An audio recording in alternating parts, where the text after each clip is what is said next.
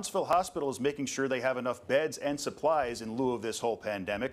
And right now, only 2 people with COVID-19 are hospitalized in the Huntsville Hospital system. Our Kelly Kennedy tells us where the hospital is with supplies. As the number of coronavirus cases in North Alabama rise, so does the need for medical supplies. Huntsville Hospital says they have enough right now, but are still working to get more.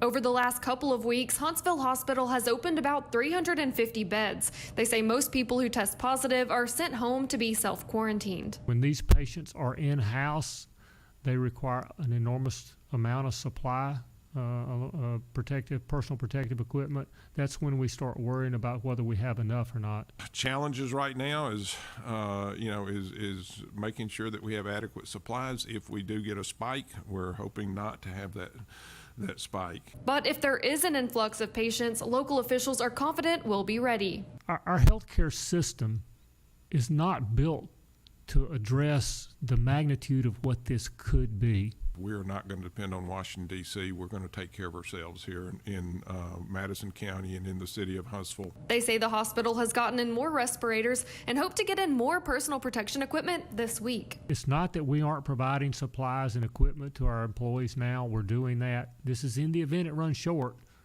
We don't want to then have to go look for it then because manufacturers can't supply us. If you want to add to the hospital's stockpile of supplies, the Huntsville Hospital Foundation is taking up donations. Putting the Valley first, Kelly Kennedy, WCDX News.